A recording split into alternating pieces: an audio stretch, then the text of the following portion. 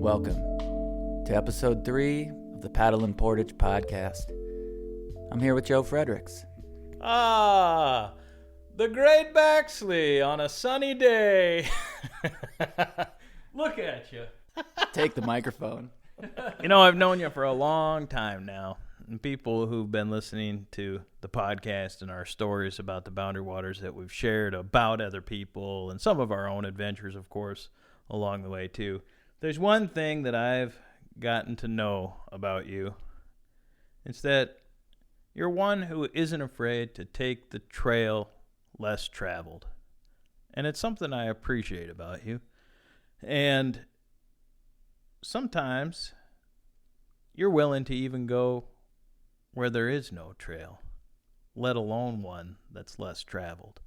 Well, it couldn't be more true, and to use a maybe outdated colloquialism, that is certainly the pot calling the kettle black.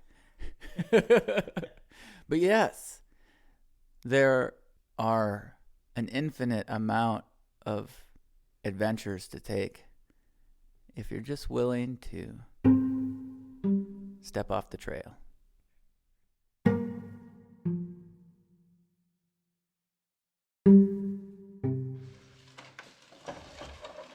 The sounds of bushwhacking.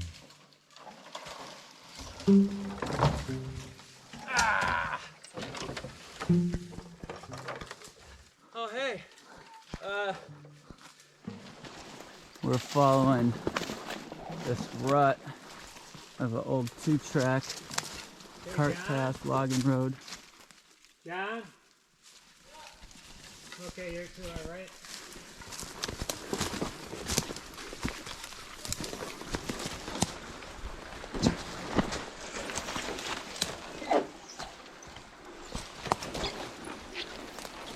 Well, we taking our first little water break.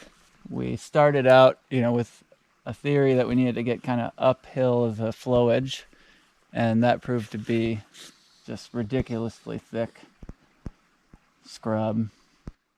Buck started carrying the canoe and was just shredding through the forest, but it was grueling, very unyielding terrain. Then we found our way back down in the wash. Anybody want to give a report? It's been better down here, better than I thought it was going to be. It's been kind of somewhat open, able to move down here, and definitely need a little break, but we're just about halfway, maybe not quite.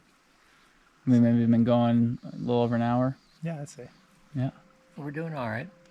Yeah. John, you're doing great It's been fun. with the tank. Yes. Pushing forward. The Kevlar tank. Yeah.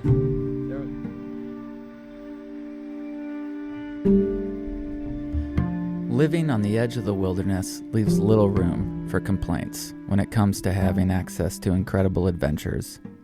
One of the perks of proximity to our beloved BWCA is developing a deep relationship with the local entry points, portages, lakes, and numerous routes possible for any given trip. There is a familiarity that develops over time.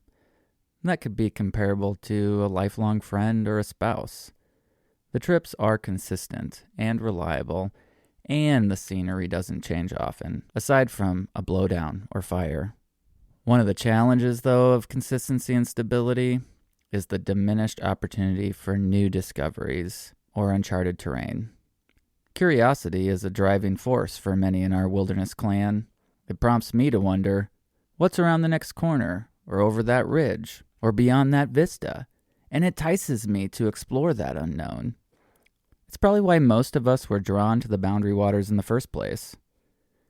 And it was that curiosity that elicited an immediate and emphatic affirmation of commitment when my good friend Buck Benson called me up and said he wanted to plan a bushwhacking excursion into the BWCA. We assembled a small group of 3 and began plotting our course. Each of us had our own reasons for joining the trip. As the rookie bushwhacker in the boundary waters, mine was mainly curiosity. I'm John Oberholtzer, bushwhack aficionado and fun lover of bushwhacking. Buck Benson, and I love any kind of adventure.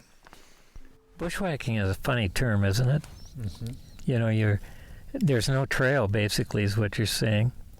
And you make your own trail, and you figure out what direction you have to go, how far you have to go, what kind of terrain you'll be passing through, or maybe you don't even know that. You know you only want to go to this place, and you're at your current place, so you just take the compass and head that direction. But I learned to enjoy bushwhacking without even thinking about what it was when I was spending my time all over Cook County fishing brook trout as a kid. And the only way you're going to get to most brook trout places is just that. You know what direction you're going to go, and you might have an idea how far it is. The beaver dam you're looking for, or the spring hole, or the secret lake, whatever it is. So it wasn't necessarily overnights. It was really just take off and go. For me, it's kind of that desire to look at the blank place on the map. You know, that sort of old idea of like, what's out there, and what will we see? And so it's intriguing to just see a blank place on the map and think what will we find there. But I love doing it with friends too. It's so awesome to be out with a group of people who, like Buck said, you know what you signed up for, and then you stick with that concept. No one gets sour or angry, and I love doing things that are hard and kind of uncomfortable with people who are cheerful about it and doing it with a smile on their face. That to me is, no matter what it is, it's awesome. But bushwhacking puts you in that pretty fast. Hope you're enjoying this episode of the Paddle and Portage podcast, brought to you by Women's Wilderness Discovery in Ely, Minnesota, the gateway to the Boundary Waters. Experience canoe country in all seasons with their outfitted guided trips, day trips, and workshops. You can visit them online at womenswildernessdiscovery.com. Also find them on Instagram and Facebook. Discover your inner strength outdoors at Women's Wilderness Discovery. This episode of Paddle and Portage is also brought to you by Tuscarora Lodge and Canoe Outfitters, located on Round Lake. Tuscarora is a full-service Boundary Waters outfitter serving Gunflint Trail entry points, now booking 2024 canoe trips and cabins. Check them out online at TuscaroraCanoe.com or at Tuscarora Canoe on Instagram, YouTube, and Facebook. And support for Paddle and Portage comes from Ely Outfitting Company, located in downtown Ely. Their friendly and knowledgeable team shares expert Boundary Waters trip planning and routing advice. Ely Outfitting Company offers complete outfitting services, lightweight canoe rentals, and professionally guided tours. Now booking 2024 canoe trips. Plan your Boundary Waters trip now at elyoutfittingcompany.com. Successful Boundary Waters canoe trips start with Ely Outfitting Company.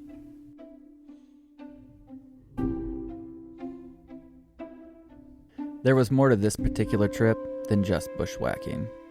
Buck's inspiration for this location came in the form of a desire to explore a unique landscape with a unique history.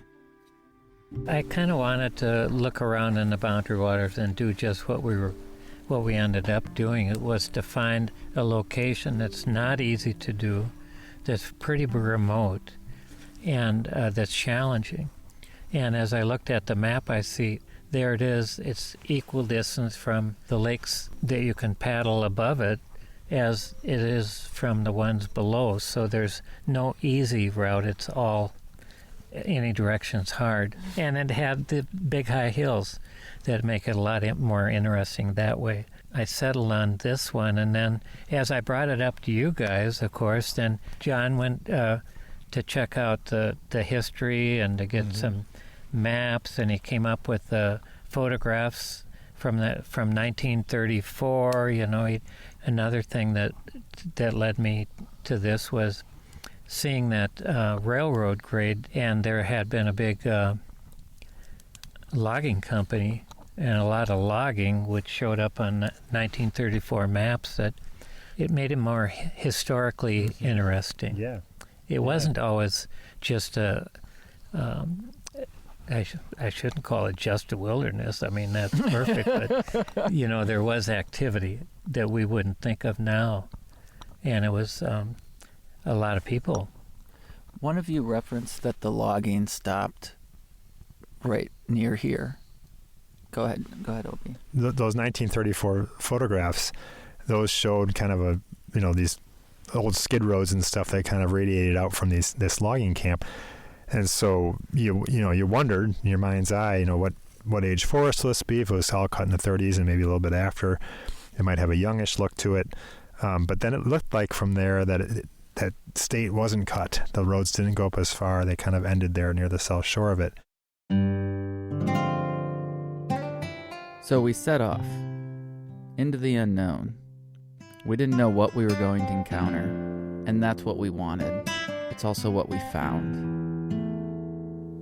We're about 1,700 feet, a little less. And we're going to go up to 2,000 something. Yeah, well, there's Elevation 2,000 lines. right there. So actually the a lake little itself under. will be a tad under. So we're going to go up about 300 feet along the way. That's pretty gradual over a mile. Up and down. Yeah, you're right. And what's the total distance from here to there? I think it's a little over a mile. Yeah. Almost a mile and a half by Yeah. the time we wander. Sticking on ground we can walk. Yeah. Avoiding the swamps and the alders and the balsams. Yeah. They're really tough to haul a canoe through. Amen.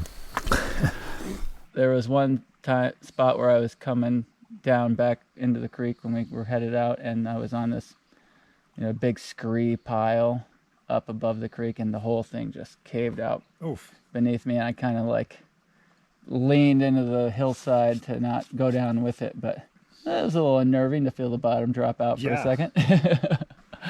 Yeah, it's so easy to do something critical to your feet in loose rock and these kind of obstacles all over the ground, holes. You just have to go slow enough. Yeah. Going slow is not obese John Oberholtzer's forte. Well, sometimes with the canoe, it feels good when you got a line just to charge. But I'm mindful of I'm with you guys. I don't want to twist an ankle or break a leg or anything like that. That'd be bad. Could you imagine? It'd be tough coming out. Go get the search and rescue guys. You're where? No, we just leave you here. Look at this little amazing spot. Just a little boulder garden. And a stunted white pine, kind of a bonsai white pine living back in here. Wow. That thing is really cool looking. All these Misqua Hills. That's Eagle Mountain. No, nice. Very cool. Fun to be up here and get oriented around all these Misqua Hills, especially the highest one, off there about 5.5 miles. What are about our elevation right now? We're about 2,000. Yes.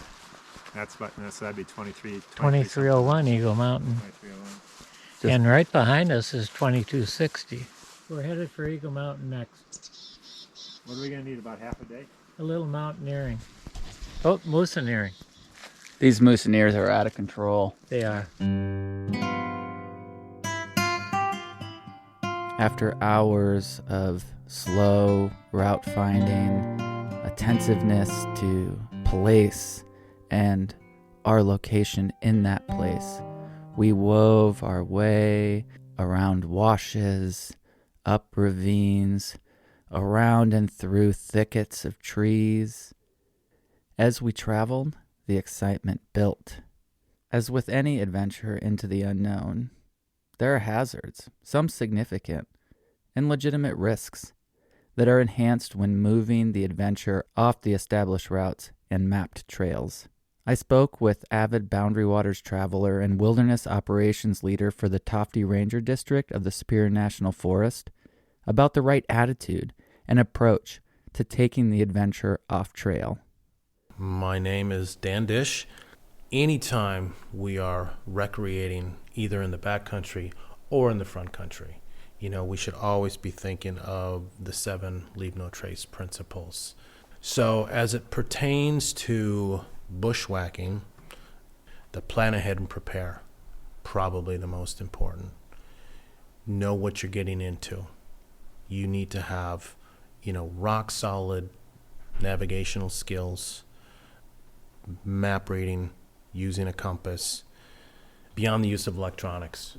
And I think people should ask themselves before doing an excursion like this is, would we do this if we didn't have electronics? And if you can answer yes, then okay, because it happens. Your batteries run out, or you just don't get good satellite reception, whatever, and now you're a mile to 5 miles away from the nearest travel route, and now you got to be able to find your way out, right? That coupled with the devices that can relay like messages, like the Zolius and the InReach, Garmin InReach. Mm-hmm. So if you do get into trouble, I can call out for help.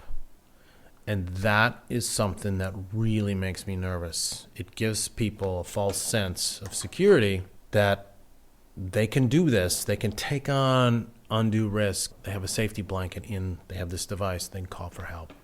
Extricating someone deep within the bush, the middle of the wilderness, is no easy feat. It puts, those folks that are doing it in a great deal of risk just to try and find these people. So I think that it's really the responsibility of folks that want to do this to do it on their own, and I realize that emergencies, things happen, but to go at it from the point of view like, yeah, I can be totally self-sufficient. I can get in and I can get out, no problem.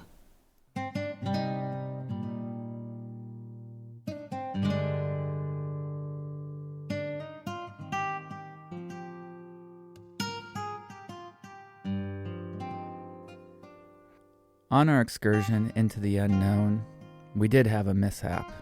It wasn't life-threatening, but it did compromise our objective, and we had to do some problem solving. I had a little problem marching in here and set the paddle down against a tree and stepped on the working end of the paddle, which then succumbed to my step. And we had to do a major repair job on the paddle when we got here. So now we can go somewhere, but you have to paddle gently. We had to repair it. We didn't have another paddle. Either that or somebody has to swim and push the canoe. And I don't know if we would have had any volunteers. I do believe that the paddle still had a pulse, and some quick surgery brought it back to life. It's oftentimes all about duct tape. And here was duct tape again, earning its keep, fixing the paddle. Yeah, it's a done deal, and we can move on to the next thing. I'm not going to touch that paddle.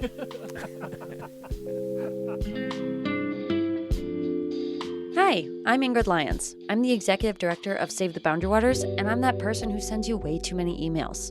But also, if you don't get our emails, you should probably go sign up. Save the Boundary Waters is a proud sponsor of Paddle and Portage. We work to protect canoe country so that folks can paddle in Portage in northeastern Minnesota for generations to come. Did you know that the Boundary Waters is America's most visited wilderness? Not only is it one of the country's most iconic and unique landscapes, but its 1.1 million acres of lakes and boreal forests offers something for everyone. People have long found inspiration and strength in the Boundary Waters, and now the wilderness needs you to speak loudly on its behalf. The future of this special place is at risk, threatened by America's most toxic industry, copper mining.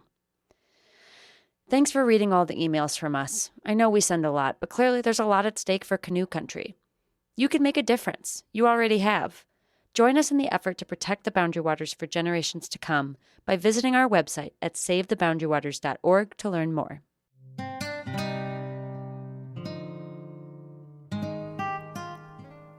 There's obviously potential for injury on these trips. It could have been a bone that snapped, and not just a paddle. The risk of physical damage doesn't just apply to us. It applies to the landscape, too. Dan from the Tofte Ranger District will be the first to share examples of how traveling off-trail can be done responsibly. By far, you're going to be lightest on the land in the winter. You've got frozen lakes, you've got frozen ground, and except for this winter, you usually have a pretty good blanket of snow on top. Those are super durable surfaces. You can go anywhere you want and know that sensitive plant communities underneath are largely going to be protected. Even boggy areas that in the summer can hold footprints all year, in the winter, nada. I would say the winter is definitely the time to do exploring. It's easier to see. There's no deciduous foliage up, so your sight lanes are a lot longer. It's easier to navigate. I definitely want to touch on is, not establishing trails. Even to find your way back, no cutting of any vegetation, whether it's dead and down or live, no brushing a trail, no putting in axe blazes, or generally no flagging your route in. We don't want to get a route established. Avoiding wetlands, going for the higher ground. The other season I would say would be actually like the height of summer when it's driest. Springtime is just a lot of moisture in the ground. It's going to hold those imprints a little bit longer. Same with the fall when it starts getting wet again in the fall. So I would say like the height of summer and in the winter would be our preference. But you certainly can do it year round. You can definitely go back and explore year round. There's nothing wrong with that. But just to be careful when you're doing it. In the winter, yeah, you can really camp and travel wherever you want. It's a great time to do that exploration. And then in the summer, we definitely have some rules and regs that you have to follow. Bushwhacking is just that. You pull your canoe through or you walk through and try not to leave a trail. Our trip wasn't flawless. It was hard. In addition to a broken paddle, we got off track, turned around, encountered what felt like impenetrable alder thickets, and our own exhaustion. If you would have said to me at the beginning of the day today, are we going to make it? I'd be like, oh yeah, we're going to make it. We're just going to make this thing happen. Yeah. But then we got going, and it was rough. I mean, that first part that we started on, we kind of got off on a tough pathway, and I started thinking like, maybe this isn't going to happen. But then a sweet thing kicked in from sort of past memories. It was like, no, it's just, it's just bite-sized pieces. Don't be looking at the whole thing. Just keep going a little bit more, and we'll get through these. The forest will open up eventually. But so it was that kind of like little emotional swings of like, oh, we totally got this. We're gonna make State Lake happen, and then being like, this, yeah, maybe it's not gonna. And then we just sort of marched through that, and I think it got easier as we went because the forest opened a little bit for us. And then it would close up, of course, but we just knew we could make it through those areas. But I like that about the wilderness. I mean, you can come out here just thinking like, yeah, I'm a bushwhacker, I can do this stuff, but it'll challenge you and it'll make you question that. We did, of course, make it to our destination. We found the lake. We repaired the paddle. We paddled to the island and sat on the rocks to share a meal. In that moment, the history, the uncharted terrain, the adventure of it all came together in a blissful moment. The reward of going through this area that was logged and significantly altered to get to this lake that was significantly pure. I would sort of dovetail onto that. I love looking at all those old roads and knowing that a lot of it was cut, and we saw quite a few stumps here and there today. And looking at that forest, though, my gosh, you wouldn't really know it. It took a pretty close eye to, yes, it did look young in a way, I suppose, but only for sort of from looking at a lot of different forests up here. It certainly would have looked young to most people. I mean, it's just totally reclaimed. In those 1934 pictures, they showed these big camps and these skid roads all over the place, and it's basically, you don't really see it at all.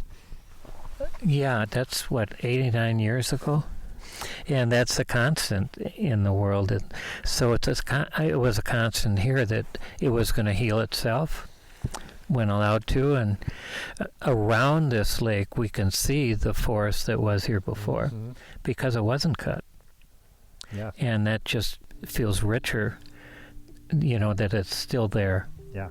And this island that we're on right now, sitting here, it's got those white pines. It's just idyllic. What you think of in the Boundary Waters is islands with the big pines, and we're sitting around enjoying our meal anyway on a camp stove. So, I mean, it isn't all idyllic, but...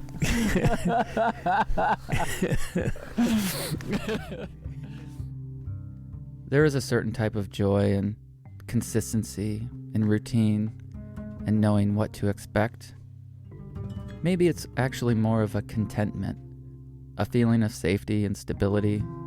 We all need that in our lives. But it's the hard things that bring a certain type of satisfaction, joy, and connection when we get to accomplish them with other people. For me, this trip was so much more than I expected.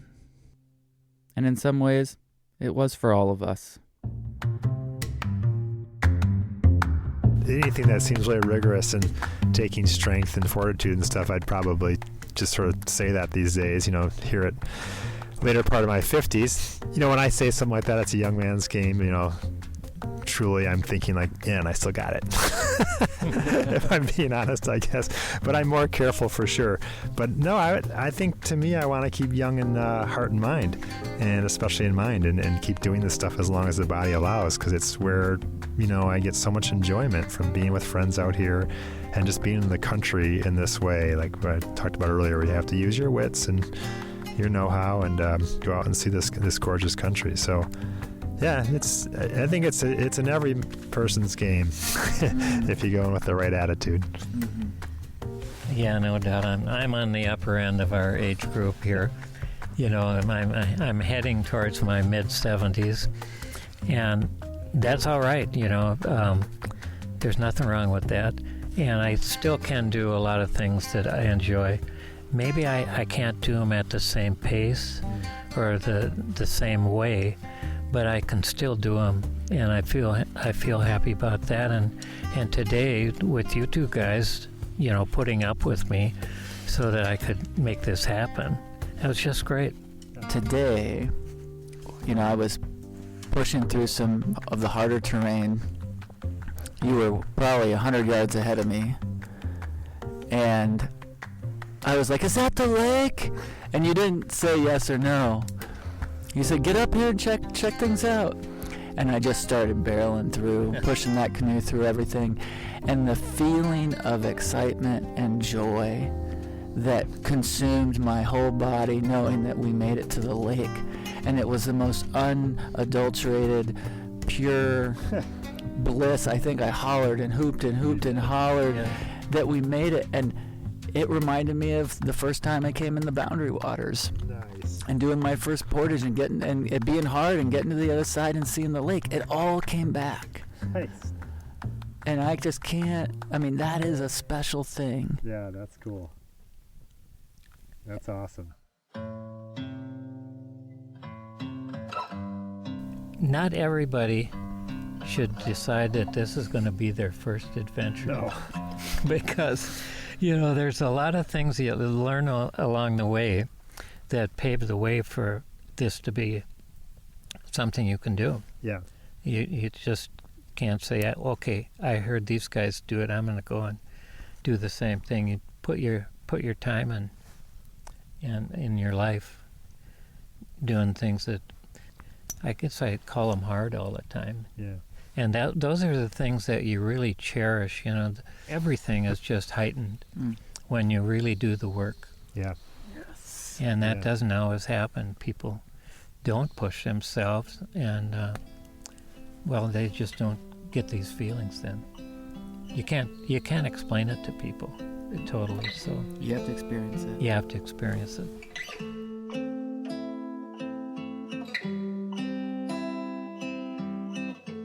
big shout out to Buck and John for sharing their stories on the podcast and being brave enough to get out there and venture off trail like that. And really cool that you got to link up with two people who have experience to do this kind of thing. And as we heard from both Buck and John and the Forest Service, is like probably not the ideal way to get started in the Boundary Waters. And I think that's a big takeaway that I had from the episode today, is that it's something to build up to, and even then to do with a lot of precautionary measures and just knowledge of wilderness travel and some safety measures in place.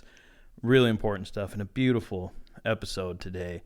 And it's our third episode on the new platform, something that I sometimes forget about, like that we've been doing this for a while, sharing stories from the Boundary Waters, but this is our third episode, and we can see that people are listening and want to take another moment to acknowledge how grateful we are that people came here to paddle on Portage and are listening to the podcast and sharing the stories and then liking them and subscribing. And please keep doing that. Tell other people to do it. And these stories are just all happening out there. And in many ways, it feels once again like we're just getting started. I'm energized, and that is such a gift. Absolutely. We've talked endlessly about how in some ways this can feel like a one-way relationship where we get to share a lot with y'all, and we don't always get to hear from you. But know that we love to hear from you, so much so that we pay pretty close attention to how much you're listening, because it's a way that we know you're out there. Even more valuable to us than that is being able to see when you like the podcast, when you subscribe to the podcast, when you rate it, and when you send us your feedback, your messages, your notes of encouragement, and where we can improve. That's valuable and means a lot. So please keep doing it. If you haven't checked it out already, go to paddleandportage.com. Check out the endless information, news, articles, stories, audio. Speaking of, the long-form interview with Dan Disch from the U.S. Forest Service, talking extensively about how to be in the backcountry off-trail. You heard a few nuggets of his wisdom and experience, but there's a lot more good stuff that just didn't make it into the episode, and we want you to be able to hear it.